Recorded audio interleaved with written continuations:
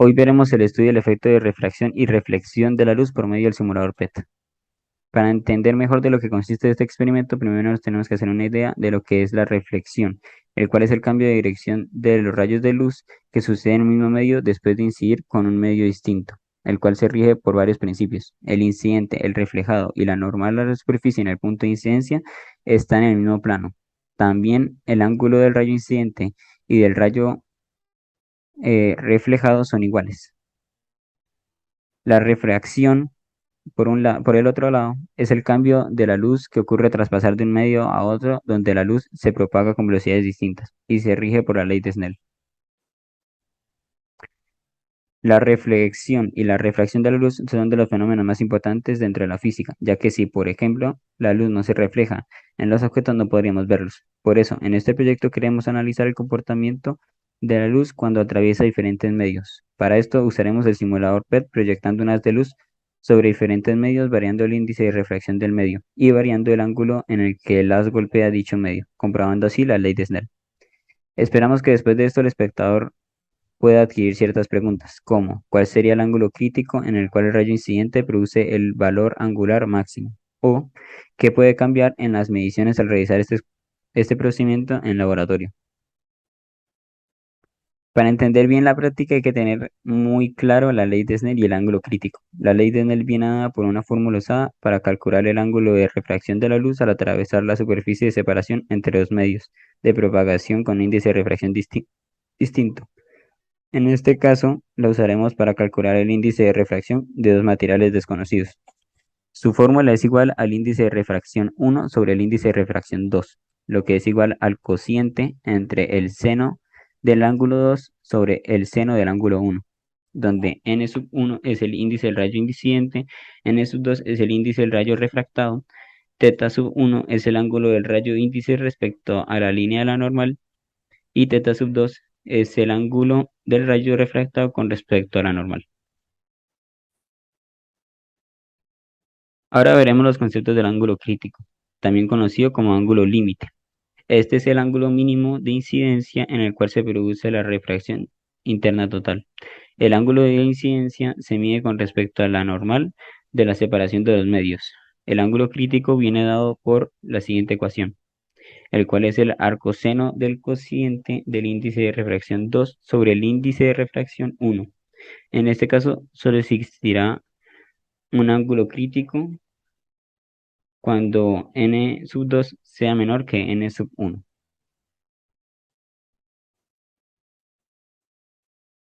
A continuación, hablaremos sobre la metodología que utilizaremos para el proyecto final sobre la reflexión y refracción de la luz.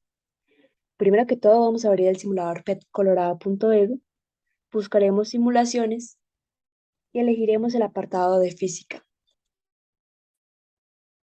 Bajaremos hasta encontrar el simulador de reflexión y refracción de la luz. Damos clic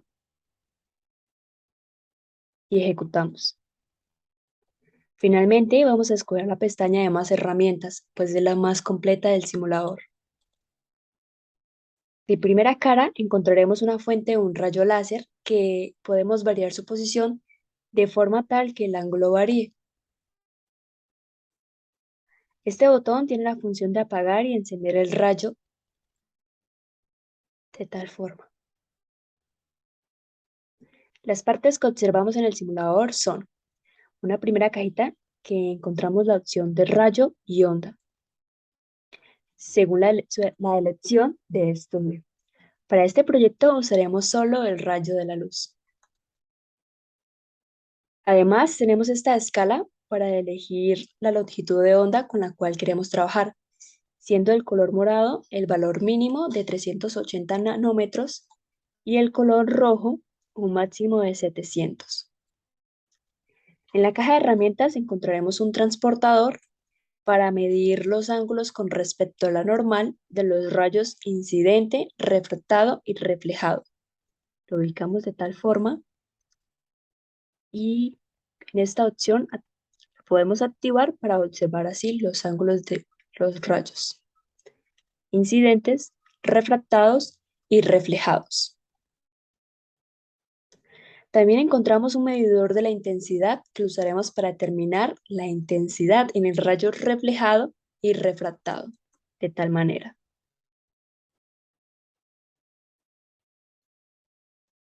La sumatoria de estas dos intensidades siempre debe ser igual al 100%, como en el rayo incidente. Encontramos además un medidor de velocidades, esto con respecto a la velocidad de la luz en el vacío, es decir, el valor que nos indica aquí de 0,67 se va a multiplicar por la velocidad de la luz. Y por último, encontramos medidores de la intensidad con respecto al tiempo, que se determina de la siguiente manera. Los rayos incidentes, reflejados y refractados. Podemos devolver las herramientas en su cajita de como venía originalmente. En el otro costado encontraremos las opciones de los materiales de los dos medios trabajados. Observamos al medio 1 que se encuentra en la parte superior del simulador y un medio 2 en la parte inferior. Aquí vemos la línea de separación que es el límite entre los dos medios. Tenemos como opción de materiales al aire, el agua, el vidrio, un material misterio A y misterio B, los cuales serán calculados por medio de la fórmula del índice de refracción, que es velocidad de la luz en el vacío sobre velocidad de la luz en el medio. Usaremos aquí la herramienta que nos ayuda a determinar la velocidad de los rayos. Esta. Y un último medio de material denominado material personalizado, que podemos variar el índice de refracción de los materiales predominados como aire, agua y vidrio en un rango donde tenemos un índice de refracción personalizado, denominado material personalizado. En la primera fase se determinará el índice de refracción para diferentes materiales. En este caso, el índice de refracción superior será mayor al índice de refracción inferior, es decir, N1 es menor que N2. En este caso podemos dejar el aire como el material determinado para el medio N1 y posteriormente ir variando los demás materiales como lo son vidrio, agua, misterio A y misterio B. Luego, mediante esta tabla que se puede observar en la pantalla, se consignarán los valores para aire agua, aire vidrio, aire misterio A y aire misterio B. Esto es con el fin de determinar el índice de refracción de todos los materiales. Además, se deberán adjuntar los valores de los ángulos respecto a la normal, y las intensidades de los dos rayos. Y con las velocidades que nos genera el simulador sobre los rayos podemos calcular con la ley de Snell el índice de refracción de los materiales desconocidos. En la fase 2 se determinará el ángulo crítico y para esto se analizará el comportamiento cuando el índice de refracción del material superior es mayor que el índice de refracción del material inferior, es decir, N1 es mayor que N2. Para este caso, la parte inferior se trabajará con el material aire y la parte superior se deberá variar con los materiales vidrio, agua, misterio A y misterio B. Con esto vamos a tomar una serie de datos para encontrar el ángulo crítico y respectivamente adjuntarlos a la tabla 2. Para calcular el ángulo crítico de forma teórica, primero se sacarán los datos de los índices de refracción y posteriormente se utilizará la fórmula de la ley de Snell. Ahora, para calcular el ángulo crítico de manera experimental, con el simulador vamos a colocar el transportador y vamos a mover el rayo láser de tal forma que aparezca en este cuadrante la primera incidencia del rayo o digamos que la aproximación al ángulo crítico. En este caso podemos ver que el ángulo crítico nos dio un aproximado de 41 grados y de esta manera calculamos experimentalmente la incidencia de este rayo. Con estos datos podemos calcular el porcentaje de error tanto para los valores de forma teórica como para los valores experimentales.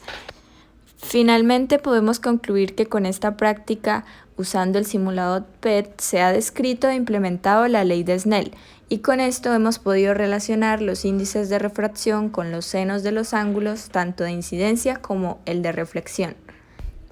Por otro lado, cuando se cumple que N1 es mayor que N2, es decir, que si el índice de refracción del medio 1 es mayor que el índice de refracción del medio 2, el haz transmitido se desvía alejándose de la normal.